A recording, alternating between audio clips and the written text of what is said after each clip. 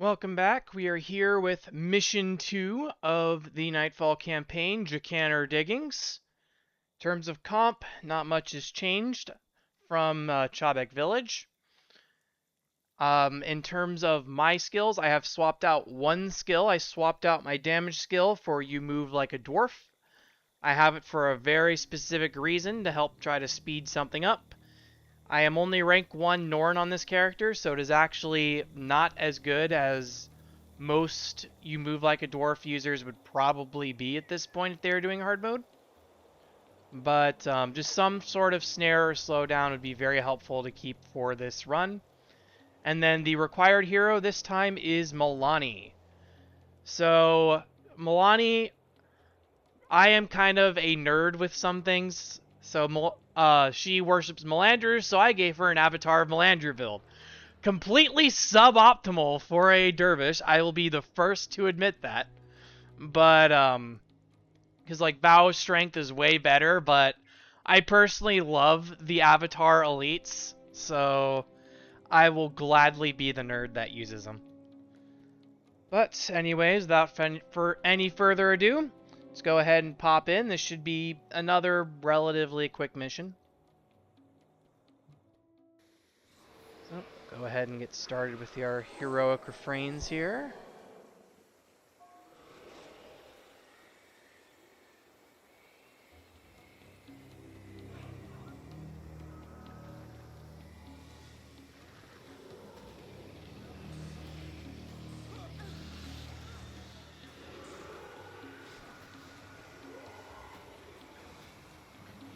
Let's have Livia first. Let's get our healer.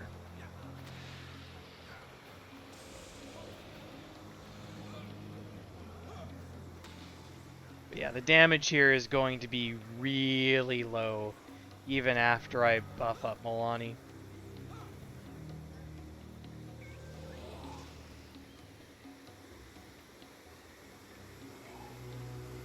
And that should be the last of it.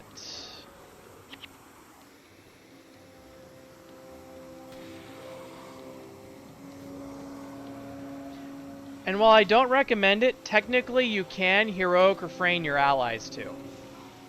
It's a little fun fact there that you can buff everybody. You won't be able to keep track of it, since obviously they aren't on your team, but it's a nice little thing to have.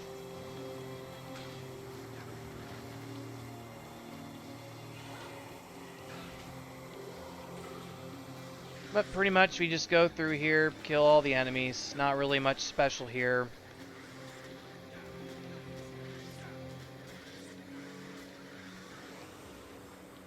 Pick up our stuff as we go, and then head to the north.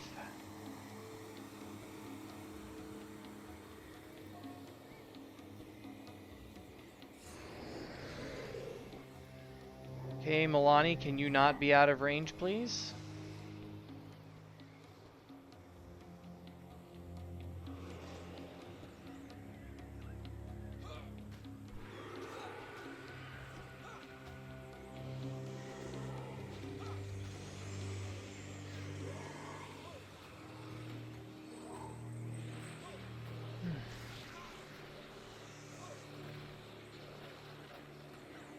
Probably should have interrupted that, but oh well. I'll interrupt that one. Yeah, until we get to the point where I actually need to use You Move Like a Dwarf, it is useful as an interrupt. Let's get Blood as Power on me so I can run aggressive refrain.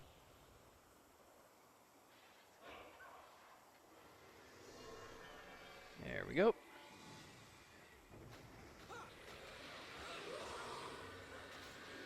So nice tip if you're ever worried about heroic refrain dropping, just cast Fall Back in the middle of a fight and anybody who attacks will instantly end Fallback, which then refreshes the duration on everyone's heroic refrains. So that can be pretty handy. Let's interrupt that. Let's get you and you to start attacking the Grub Lance.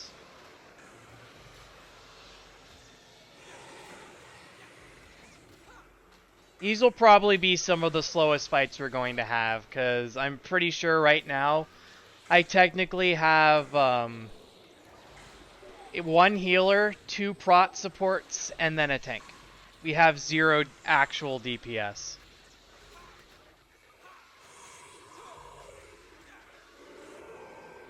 It's like Melonni kinda does damage, but not really.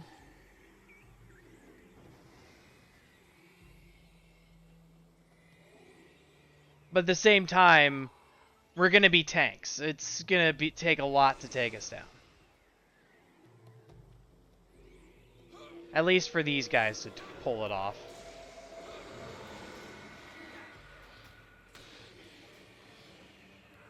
I'm waiting for until I'm for sure below 75% without being healed so I can use Never Surrender.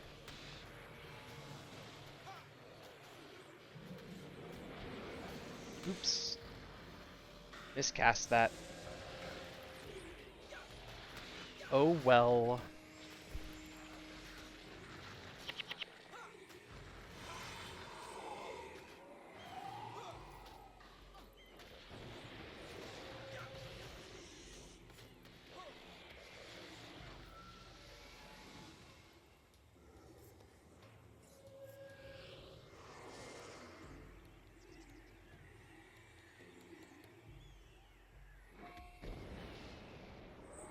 Alright, so that little bomb sound there gives you a hint at what to expect next after this conversation.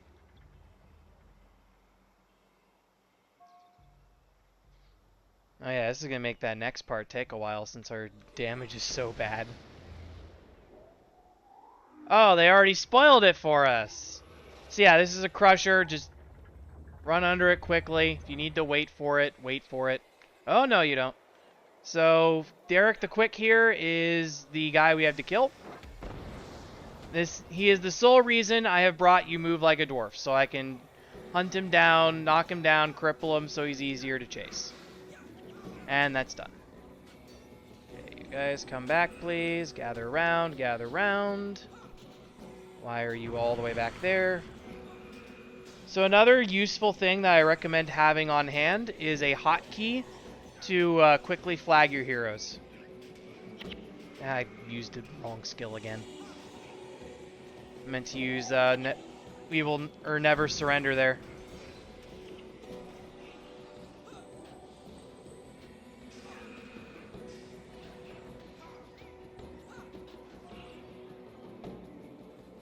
Alright, we're gonna pick up our tablet here. So I mentioned this last time, but if you ever need to quick drop something, you can just hit any of your weapon set hotkeys, and it just instant drops it for you really quickly without needing to hit the button in the middle. But anyways, we just take this stone tablet over to the pedestal and call it a day. Oh yeah, Melonni I need to set to fight as well. You can tell I haven't really done much with this character since I haven't fixed the attack strategies for my heroes. But here comes our bonus. You can see that popped in now. Do not harm the Sun Spear Ghosts. Specifically, do not kill them is the correct turn of phrase for that. Which means starting in this next section here, I am going to be disabling the attacks for my guys. I'm going to wait for this Crusher because, yep, I had a feeling that might happen. So there's our Ghostly Sun Spear. So at this point, I'm actually going to avoid combat on all my heroes because I do not trust them. They'll just be there to help keep me alive. I'm curious, if I did that...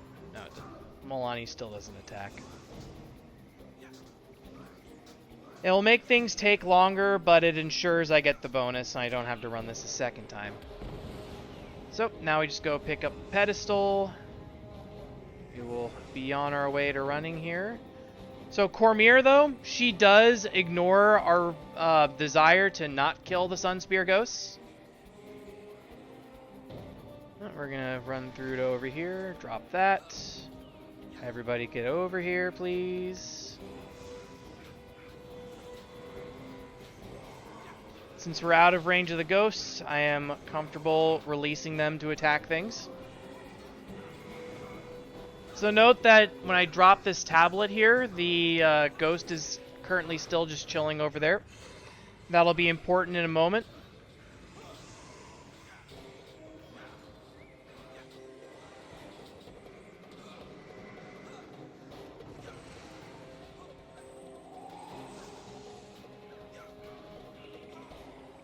There we go. So now we're going to run this over to the stone pedestal, but we're not going to place it yet. What you want to do if you're solo is you just drop it here and move on. You don't put it in.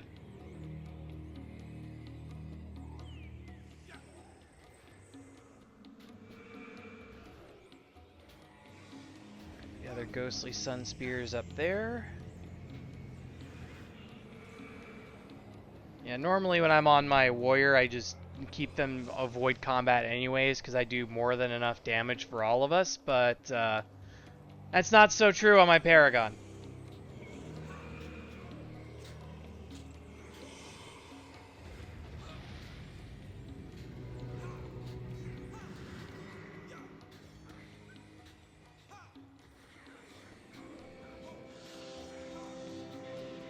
Livia, what are you doing over there?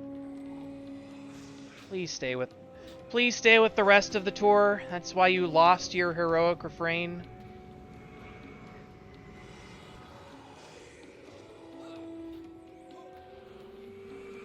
Perfect example there of the hero sometimes driving me crazy that I mentioned in Chobek Village. But we're approaching the ghostly sun spear, so we're disabling everyone's attack again. Cormier will still ignore it, but it's fine. You just need to kill these 3. I would much prefer Cormier attack the ones... Yeah, thank you. I'm like, Cormier, please attack the ones that are actually threatening us. Okay, all of you get back here.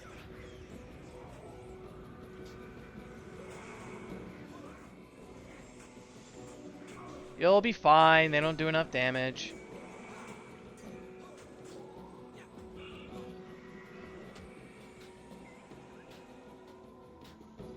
Yeah, once these 3 are dead, I'll show you why you would be encouraged to kill the ghostly sun spears. Because obviously they're not attacking me, so why are they so much of a problem? One, it's to make sure you can control yourself and not just kill every single red thing in sight like we did in Chobek.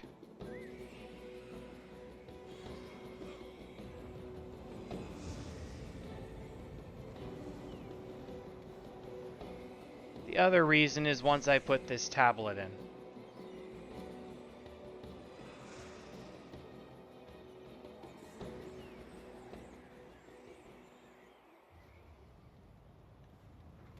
We're going to go ahead and keep an eye on this. So once I've put in this first tablet,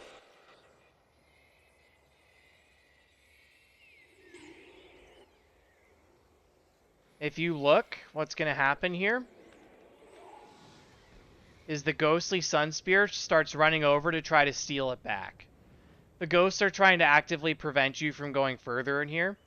So that's why you drop the stone tablets instead of putting them in, is because it makes it so that the ghostly sun spear can't lock you out.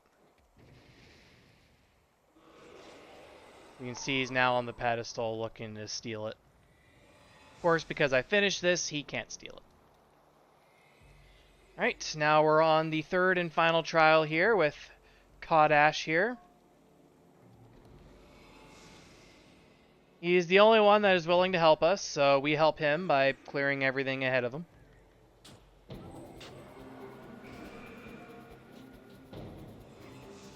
Oh, right, I need to put the aggression back on.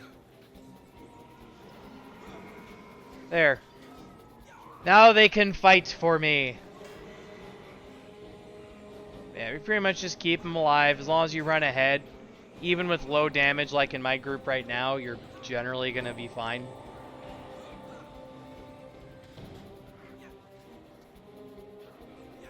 This Kodash is not exactly what I'd call quick. Even after I use fallback to make him just a little bit faster.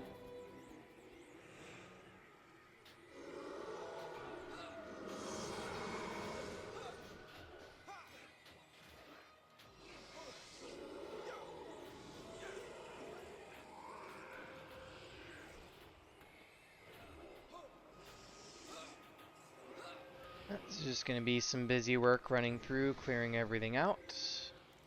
Speed him up again, actually, because I can. Go, run even faster.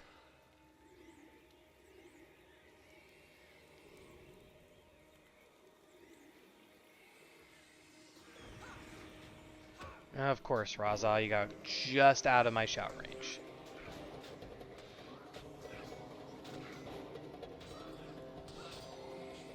You guys get here.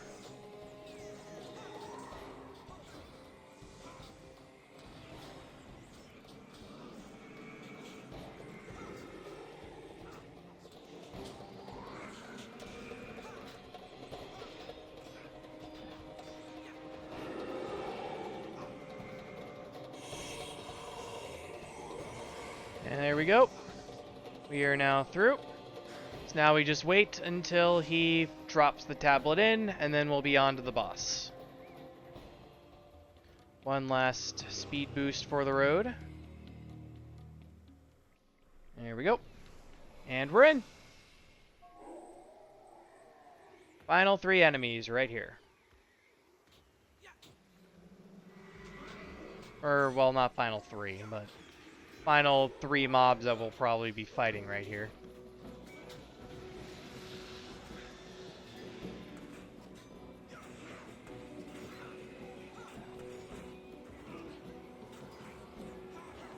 Ooh, a lot of tanned hide squares.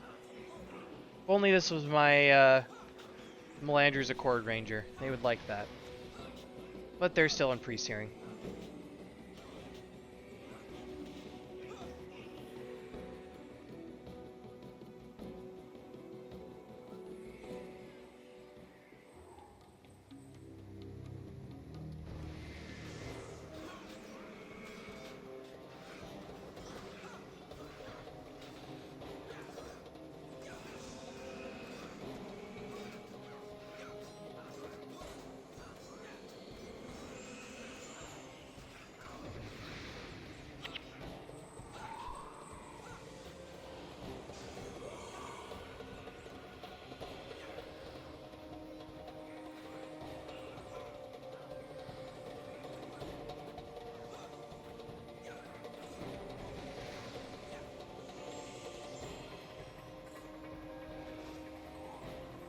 Continue on our way down.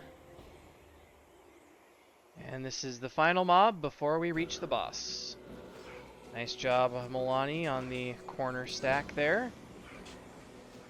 Nope, she ran away before I could focus target. Well, I'll trap him instead. I have 80 armor. Okay, everybody get back down here. This is ridiculous. Yeah, if you are a caster and a melee character gets into your back line, do not run away. That makes you harder to heal, and you'll just be chased down and killed anyway. The better solution is, if the group runs spirits, just put spirits between you and whatever is attacking you. And if you want to see examples of that, I do that quite frequently during the factions runs with my ritualist. Is I'll often summon my spirits and hide behind them, or I'll run behind the shelter and union spirits. Okay, everyone's still... Yeah, so here's the heroic refrain in action. Gives me far higher stats than I have any business having. But we'll go ahead and attack this group to the side first. The Apocrypha is a monolith type enemy, which means when it uses the reform carving skills, it will change its class. I believe it starts out as a Mesmer, and then I've seen it be a Dervish, I've seen it be a Paragon, and I think that's it. I don't think I've ever seen it pick a different class. Also, those pillars were quite entertaining there to fix themselves only to break again instantly. But there we go. So there we go. Reform carvings. So we'll see what it comes out as. It has come out as a Paragon.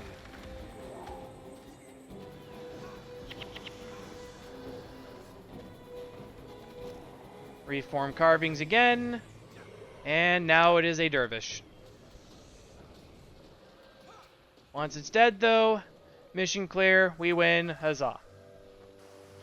So, we're skipping cutscenes here, by the way, because if you are here for the story, play it yourself. This is a guide, this is not a story walkthrough, and let's play.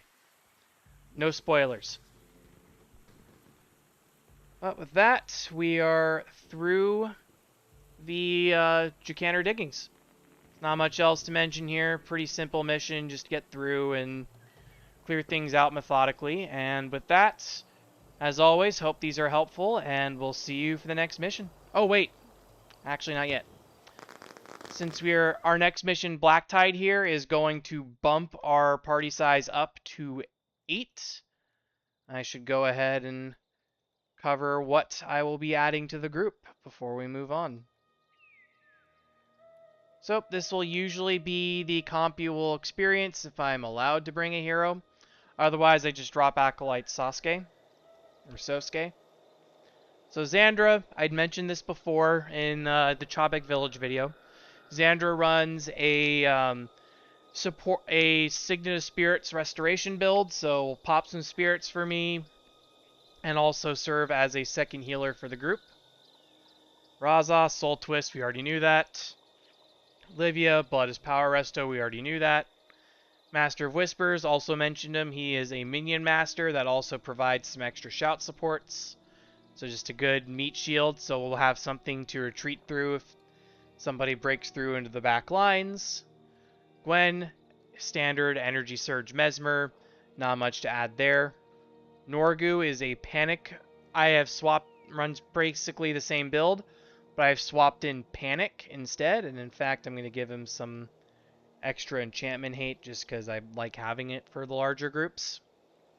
Panic is a very powerful elite skill that whenever that's cast on the target, and then all nearby targets as well, so that if any of them uses is it a skill? Yeah, so it is a skill. Whenever any of them activates a skill, it interrupts everybody else. So it is a crazy good skill to use if you can get groups balled up. And then Sosuke here is our final one, so there will be some missions where the hero I am bringing is Master of Whispers, or it's going to be a case where I can bring a different elementalist such as Zed, in which case I will be having them run a Searing Flames build. Reason for this is purely because I have the skill They're on Fire, which reduces damage everybody takes by 37% by enemies that are burning. And this is focused on making things burn, so works for the group. And helps us stay a little bit up. But obviously, I'm not going to be using him very much because Sosuke is going to be dumped for whatever the 8th hero is that I need to put in there.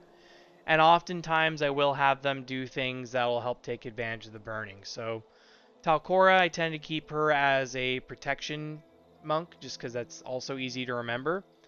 But I could slot in Ray of Judgment and have her cause some extra burning for me too. So there's options like that that you will see down the line that I will be trying to maintain those burning stacks. But with that, for real this time, hope this video has been helpful, and we'll see you for the next one.